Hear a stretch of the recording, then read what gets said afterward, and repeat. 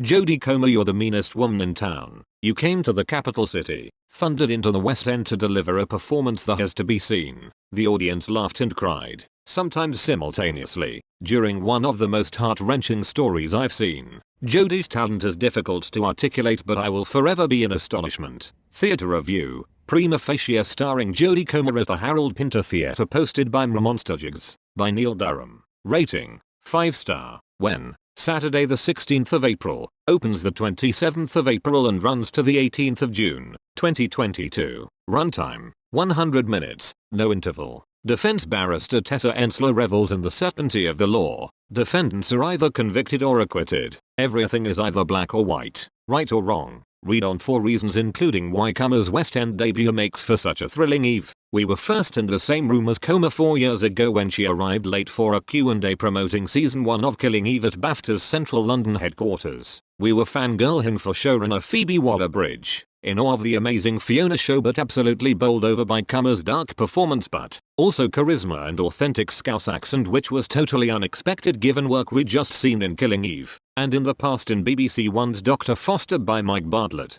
Fast forward 4 years to her West End debut. We're in row 3 and that natural accent is much in evidence here as Ensler is inspired by her working class roots to study law at Cambridge, and to look at those sitting to her left and right because one of the three of them won't progress. The first half of this monologue is about Ensler's success as a defense barrister, her joy at teasing out holes in evidence and skill in lulling witnesses into a false sense of security before going in for the kill. It's only when a relationship with a colleague heightens, they become intimate and she accuses him of rape that the second half unravels to the point where everything she previously loved about the law makes her doubt everything about herself. It may come as little surprise that author Suzie Miller used to practice criminal law, and this play opened to much acclaim in her native Australia in 2019. We haven't seen the original and would imagine the adaptation is minor here, but the deployment of Comer's Liverpudlian accent is a masterstroke because it immediately sets her apart from those privileged enough to expect an education that will lead to a lucrative legal job.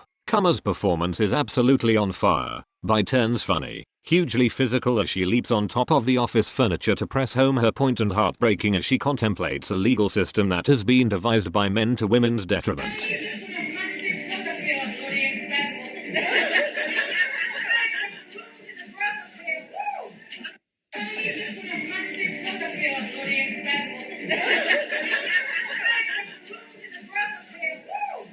We can hear sobbing all around us from the receptive audience, always a sign that the subject matter is striking a chord. And when Ensler once again urges us to both look left and right but instead says that 1 in 3 women are victims of sexual assault, the subject matter looms sharply into focus in this post-Me Too world. The recent difficulties Taron Egerton had in converting a successful film career to one on stage during Cock when he fainted on stage during his West End debut and subsequently pulled out of the production early make Comer's success here is all the more thrilling. We've said it before, but monologues are the hardest form of theatre to get right, and Comer has us in the palm of her hand throughout this thrilling eve. As we write, all 74 shows at this 799-seater venue sold out before the run started, and we hope for everyone's sake that it extends because Comer's performance is deserving of a much wider audience. We think it's safe to pencil her in for a place on 2023's Olivier Award shortlist for Best Theatre Actress already on the strength of this absolutely triumphant second preview alone.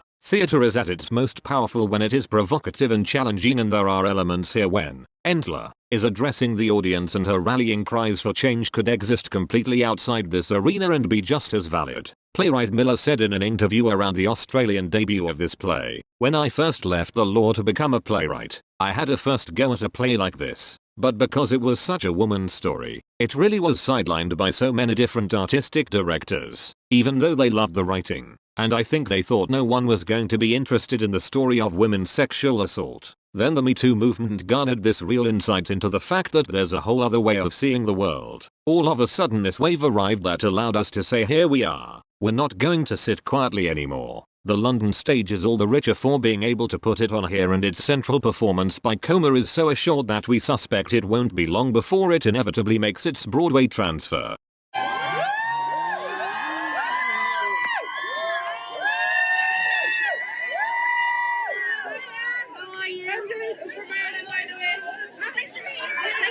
Oh yeah, thank you. Amazing, Jodie, thank you.